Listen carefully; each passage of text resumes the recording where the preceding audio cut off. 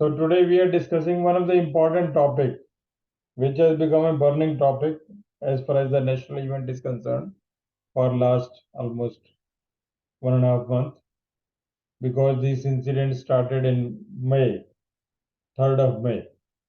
This is the ethnic violence in Manipur.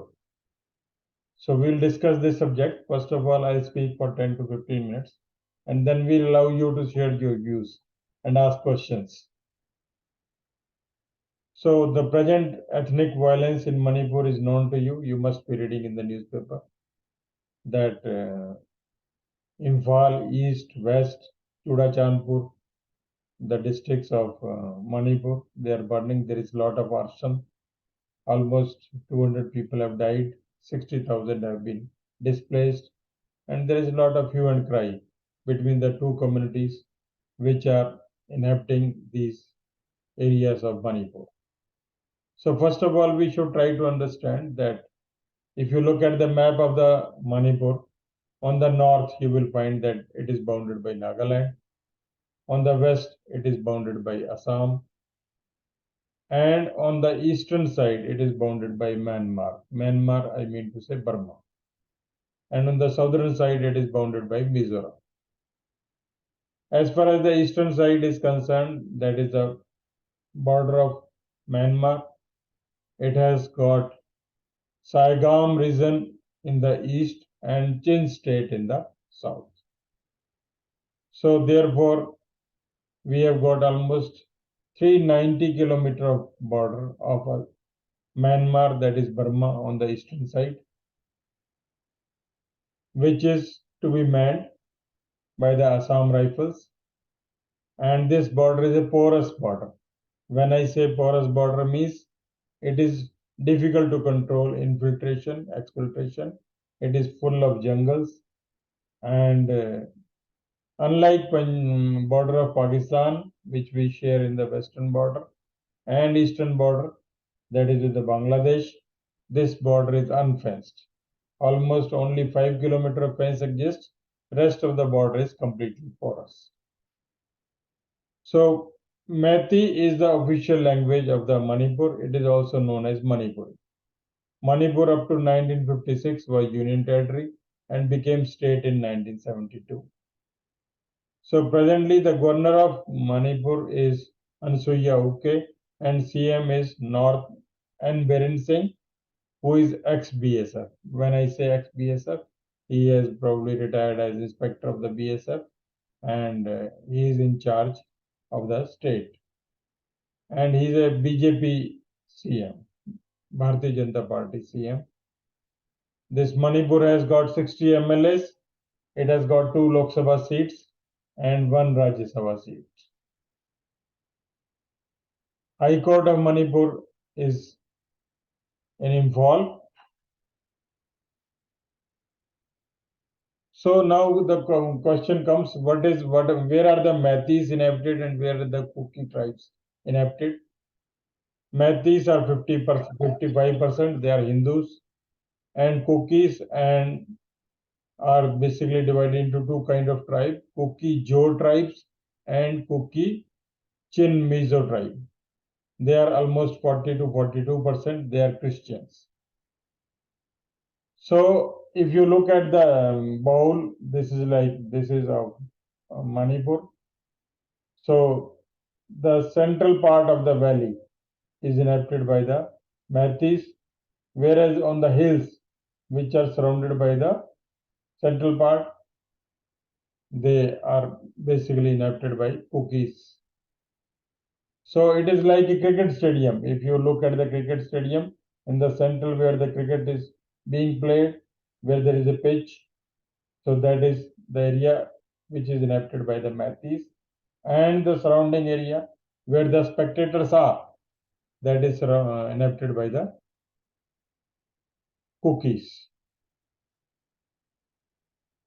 So on 3rd May, this incident sparked off because High Court of Manipur gave the decision that Metis can be the part of the scheduled tribe, and this agitated the mood of the Kuki community, and both the communities are at each other's life. Large number of weapons were looted. Armories of the police were looted. And now the cookies are very powerful. They have got AK-47. They have got carbines. They have got pistols, looted weapons. Overnight, Kuldeep Singh, who was the Director General of CRPF, was placed as advisor to the CM, and large number of forces were rushed to the Manipur. So net result was that it is now under heavy blanket of security forces. As you know that both the communities are not believing in each other, and they have become refugees in their own state, and large number of shelters have been made under the umbrella of Border Security Force, which is there, CRPF, Assam Rifles. In all, there is 994 kilometer of long border of Myanmar, that is Burma, which adjoins the three Indian states, that is Mizoram, Manipur, and Nagaland. But the border with the Myanmar and Manipur is of 390 kilometers. So now there are three basically type of men who are controlling the events to bring the peace. Number one is the chief minister of the state, who is there from the day one. Number two is the central government efforts, that the BJP is rushing the central forces and they are trying to control it. Number three, we have rushed the Hemant Biswa, who is a peacemaker from Assam. CM of Assam has also gone there. So they are making all out efforts to bring the peace. I think 3-4 days back there was an article that Assam Rifle is not playing a good role, as the Methi community women stopped their vehicles of the Russian which was being taken to the Assam Rifle units. So CRPF also tried to get rid of this problem, but they were unsuccessful, and vehicles of the Russian were not released. If you recall, in the last year there was incident in the Nagaland, in the Mon district, where Assam Rifle troops or army troops indulged in action against the civilians, but they called it that they were militants, and almost 20 civilians died. There were a lot of protests in the Mon district for removal of Armed Force Special Power Act. But then the FIR was lodged, SIT was placed, Special Investigation Team was placed, and court of inquiry was conducted by the army. But so far, no action has been taken against the army personnel who committed this crime. So now we will discuss what is the Armed Force Special Power Act, which is applicable to uniform personnel of CAPF also, because by special law, uniform personnel of the CAPF are placed under the AFSPA and they are given special power. Armed Force Special Power Act number 1 provides you the power to search, detect, stop the vehicles, carry out searches. If there is a knowledge of any militants hiding somewhere, you have got the power to bust out that hideout and kill the militants. And the most important is that once you are doing all these legitimate action against a militant, state government cannot prosecute the officers and men of the CAPF. State government will have to take the consent of the central government, and then once the central government gives the nod, only then action can be taken against the CAPF, that is BSF, ITBP, CRPF, SSB, whosoever is deployed in the Manipur, or the area where the governor has given the notification that this area under the promulgation of the governor notification is under Armed Force Special Power. So again, the connected news to it is that there is one Iron Lady of the Manipur, which is known as Chow Sharmila, which is on strike for last 20 years. She is against the anti-Armed Force Special Power Act movement, and she calls it draconian and colonial law. It should be removed at once from the area which are under Armed Force Special Power Act of Assam, Mizoram, Manipur, and Nagaland.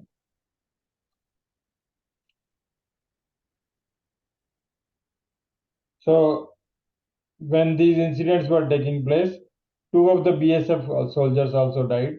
One is Narendra Kumar and one is Ranjit Yadav. These two soldiers laid their life. They were fired from a distance, probably by the AK-47, and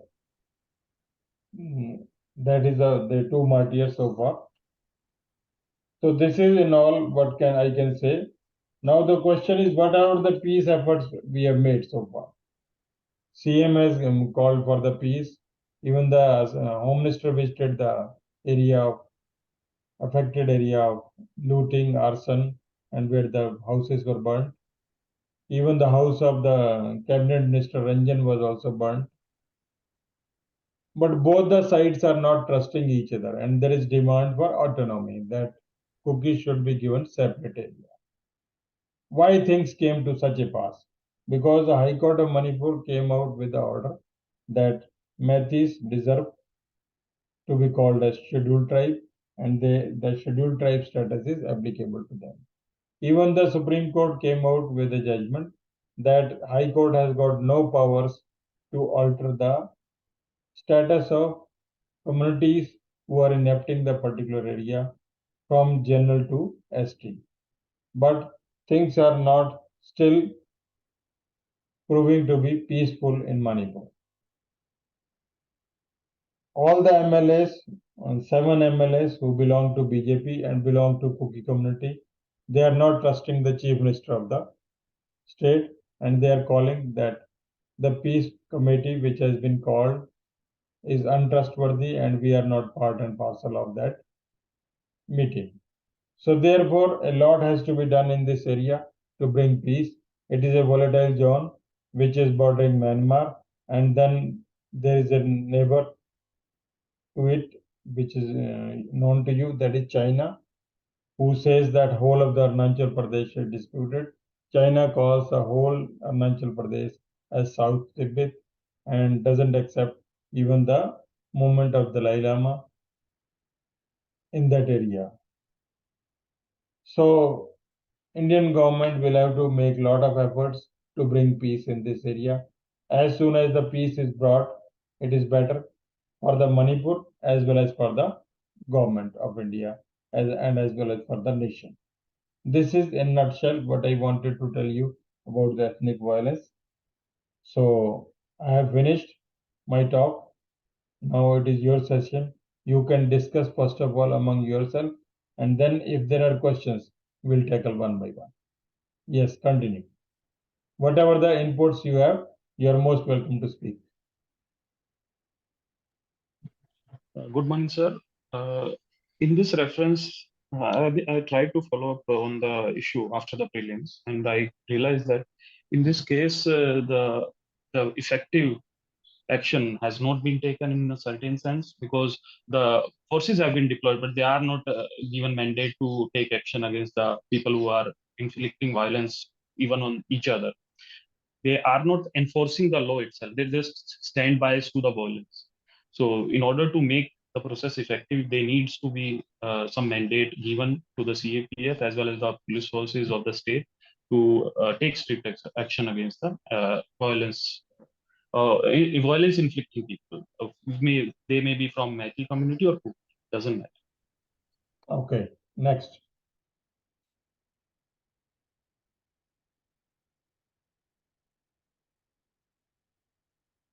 Next, anyone else wants to throw his ideas? You can speak in Hindi also, there is no problem.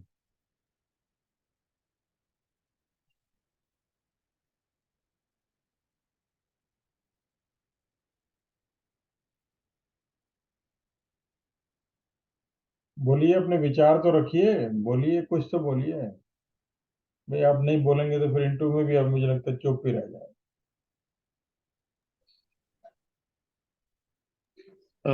One more thing, if nobody is speaking, I wanted to ask you one thing, sir.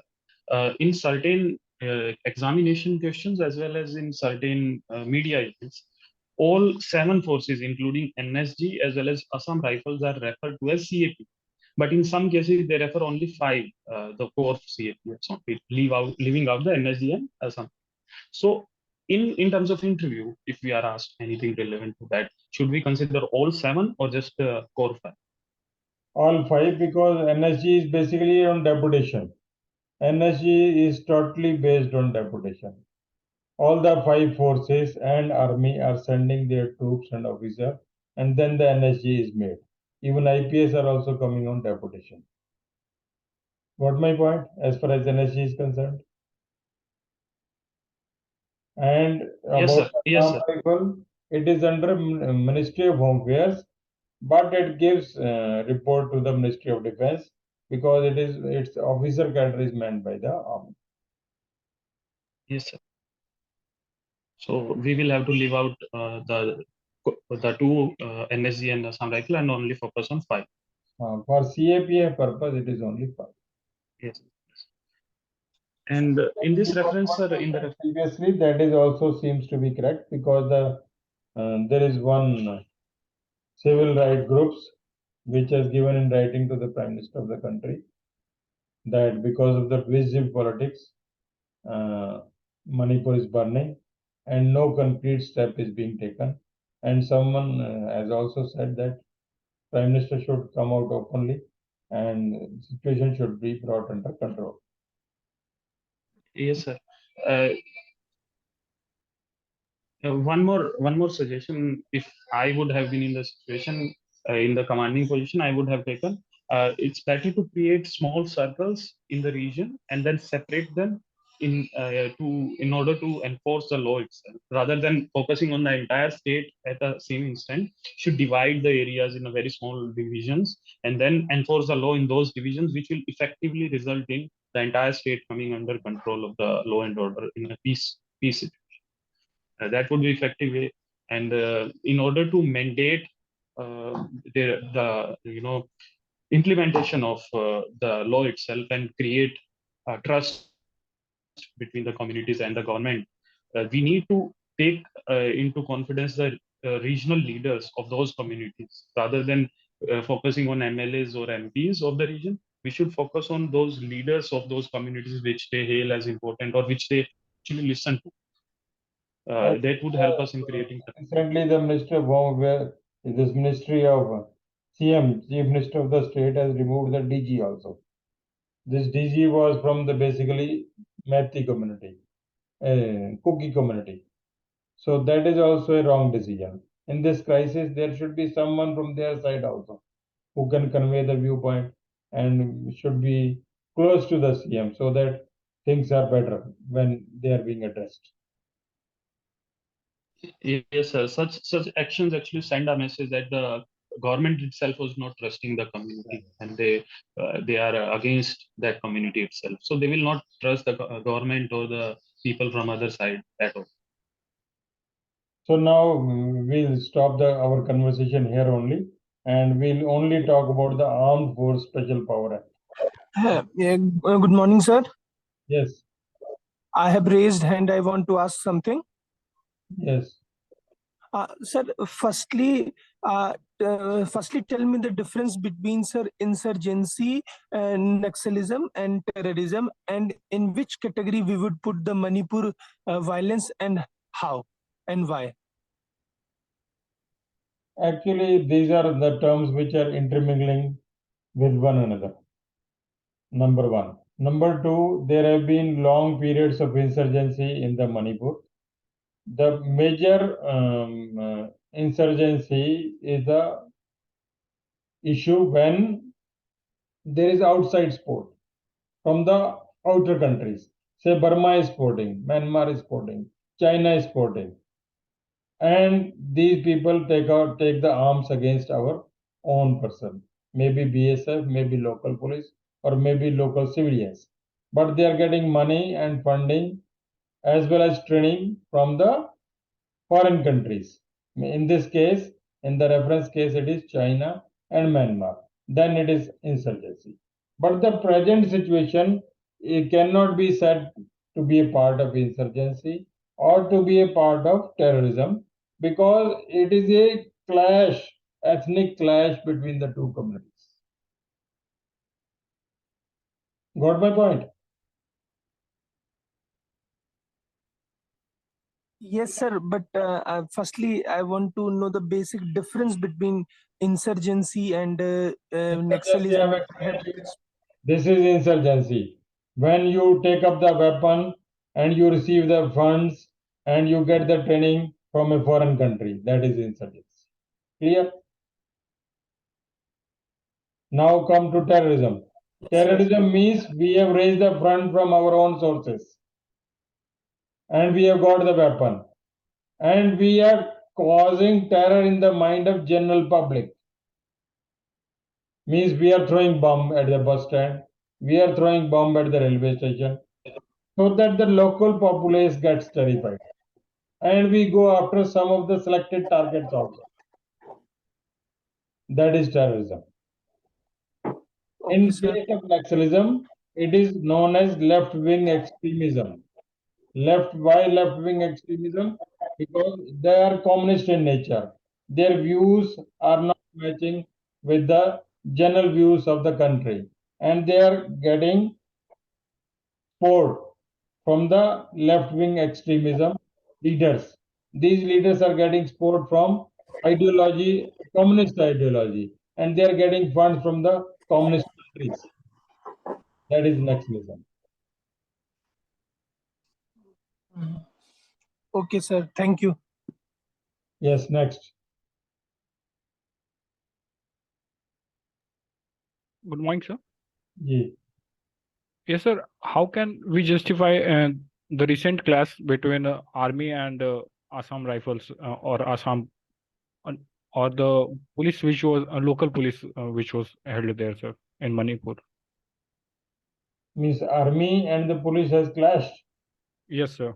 Where? This incident has happened where? In Manipur itself, sir. Which That, part? sir, I'm not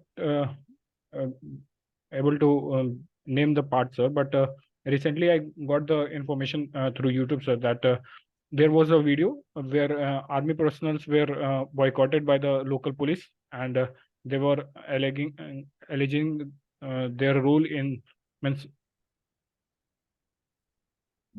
simply Manipur police was boycotting the army personnel, sir. Okay. So what is your question? Then how should we represent this aspect, sir?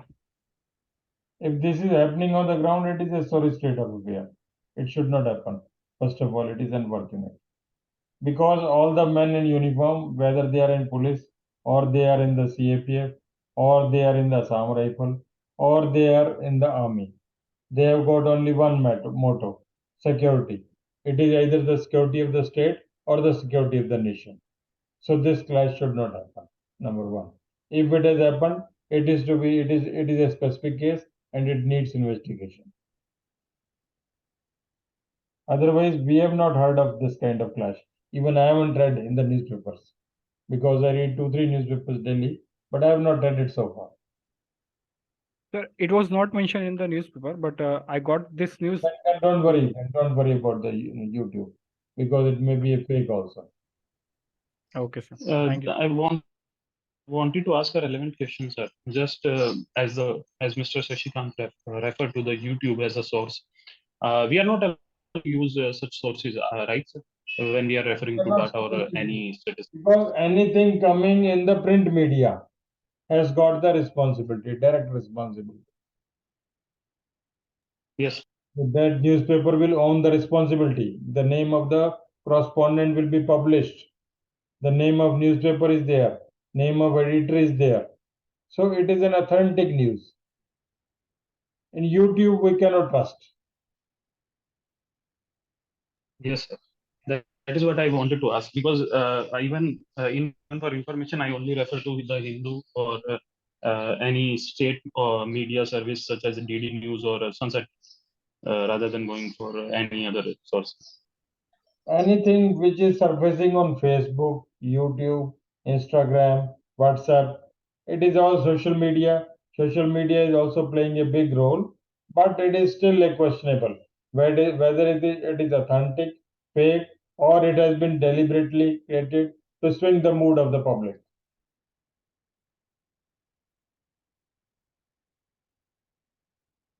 Yes, sir.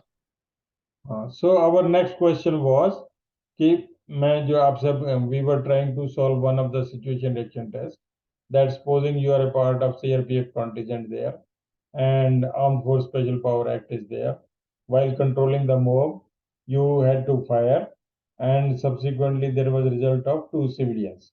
The situation is very volatile, and mob has collected there, and they have started the burning of buses, burning of shops in the market, and even one of your vehicle also got gutted. So how will you control the situation? This is situation reaction test. Kindly throw your ideas.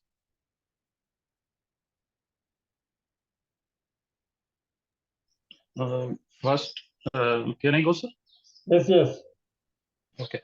So the first initiative will be to bring the situation under control and ensure that there is no violence. So in order to ensure that, first instruction should be issued on loudspeaker for the people to fall back and restrict. You have told them leave the area. Otherwise, we'll fire. We'll kill. Okay, this warning has been given. Next point.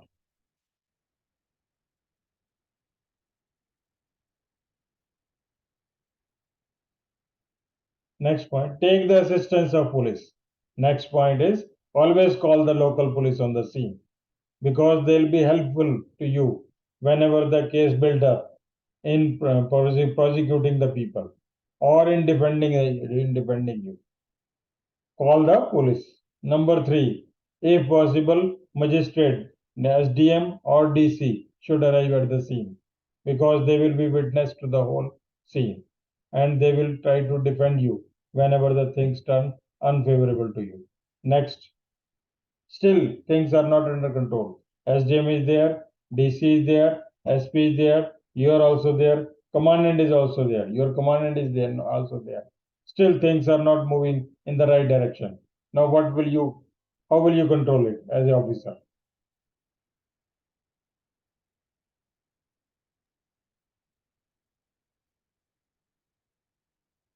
Sir, actions like firing the tear gases or Tear gases. There was contingent of CRPF also, local police. They fired tear gases, but public was very volatile.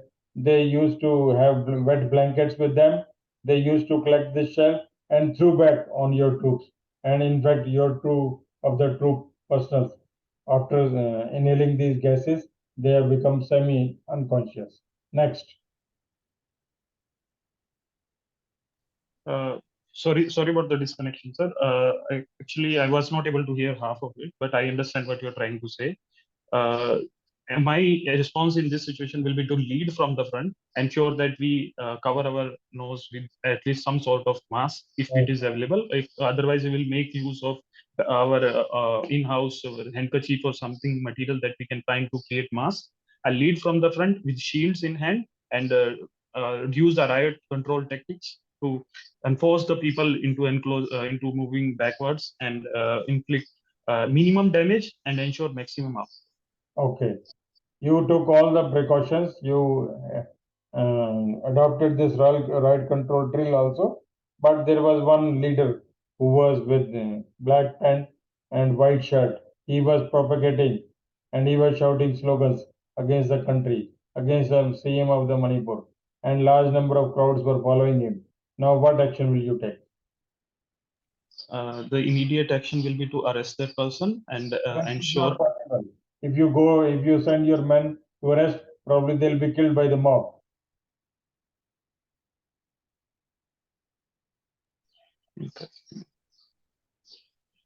Sir, I would try to call that person and held a separate talk with him. And No, not first, possible. This is not a peaceful agitation where you will call him. If you will give the opportunity to call, then 500 men will be on you, and you are just 100% on the ground. After 5 minutes, even your weapons will be snatched. okay, sir. Sorry, sir. My response in this situation will be to call for backup and further forces and hold the ground till there. Nobody is sending you back up. Everybody said whatever troops you had, that is more than sufficient. Go ahead. In that case, I'll be creating a snatch and grabs team, which will effectively try to infiltrate the region rather without getting detected, and try to grab that person and bring him out into the contingent region where we will be holding our ground. I will like to stop here because we have got very less time now. There is no need of waiting much. No need of calling any kind of reinforcement.